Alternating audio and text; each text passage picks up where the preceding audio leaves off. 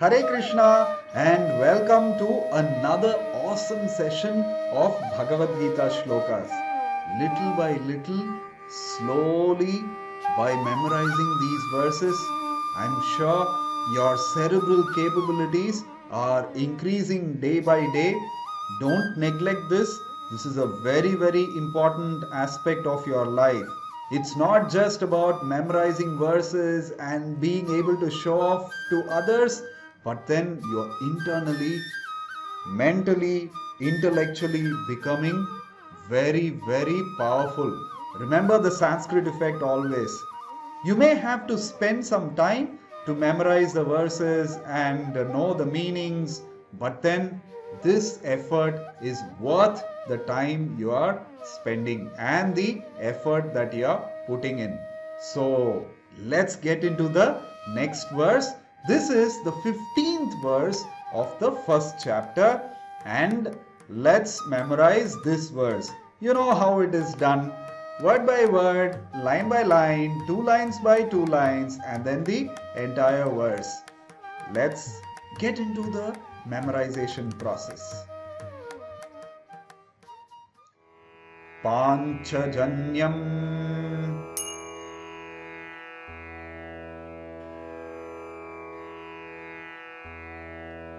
Hrishikesho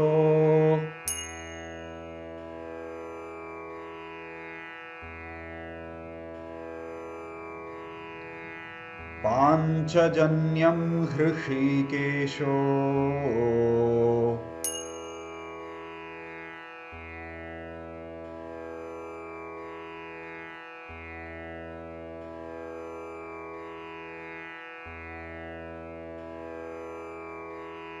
Devadattam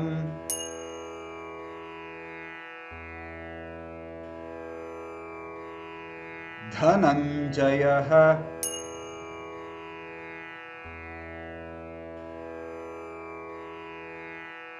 Devadattam Dhananjayah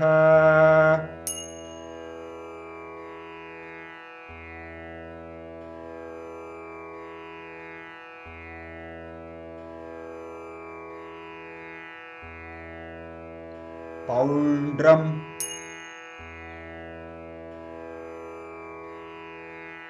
Dadhmau Maha Shankham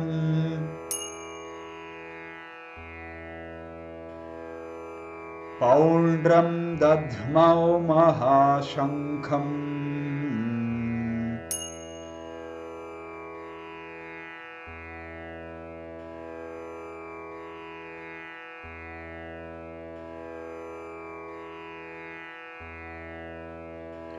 Bhima Karma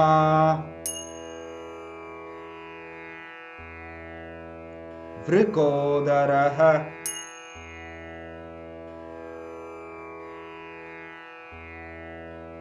Bhima Karma Vrikodaraha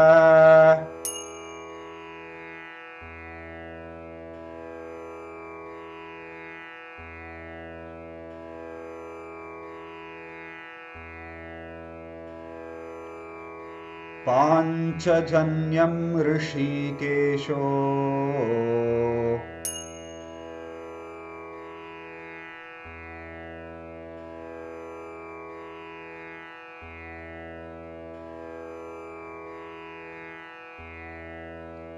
Devadattam Dhananjayah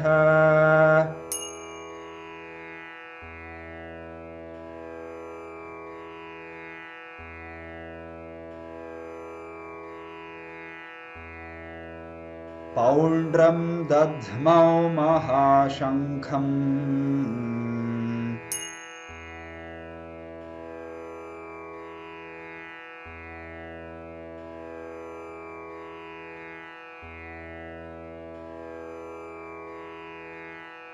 Bhima Karma Vrikodaraha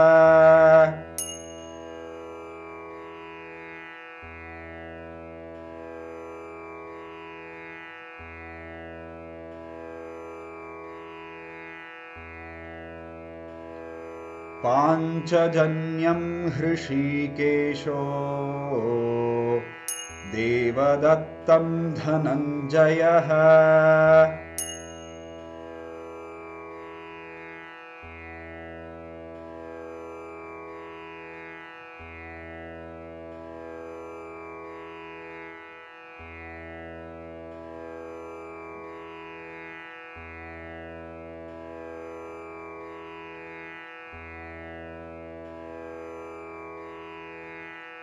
पौण्ड्रं दध्मौ महाशङ्खं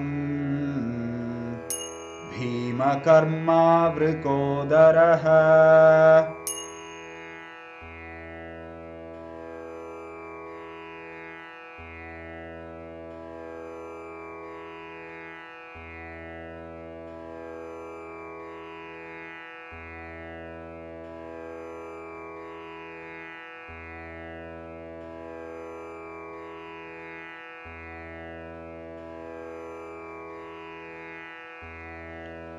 पाञ्चजन्यं हृषीकेशो देवदत्तं धनञ्जयः पौण्ड्रं दध्मौ महाशङ्खं भीमकर्मावृकोदरः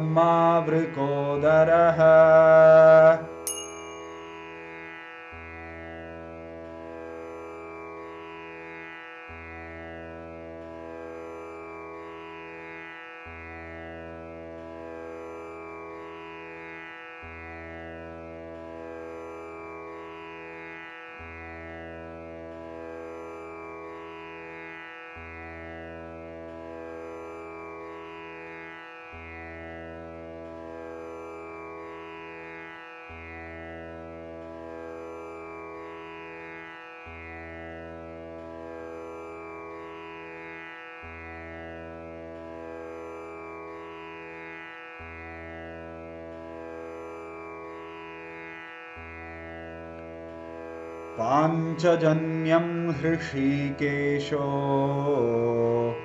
देवदत्तं धनञ्जयः पौण्ड्रं दध्मौ महाशङ्खं भीमकर्मावृकोदरः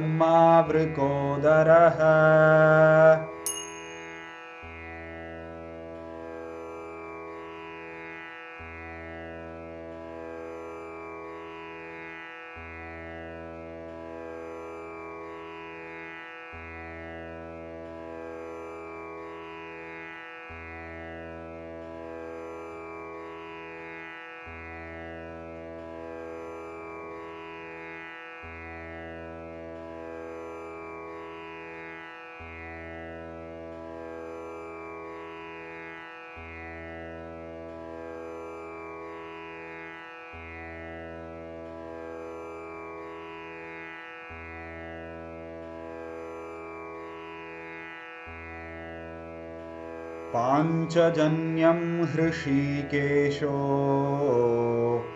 देवदत्तं धनञ्जयः पौण्ड्रं दध्मौ महाशङ्खं भीमकर्मावृकोदरः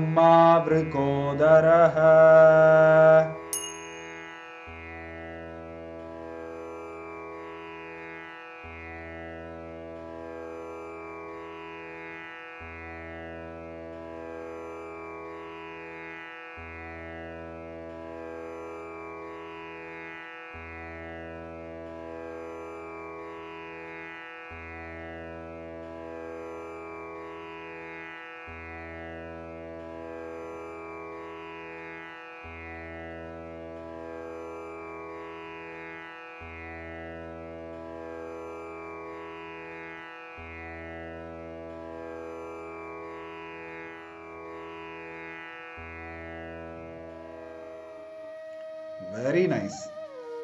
So you have memorized the 4th verse from the Bhagavad Gita.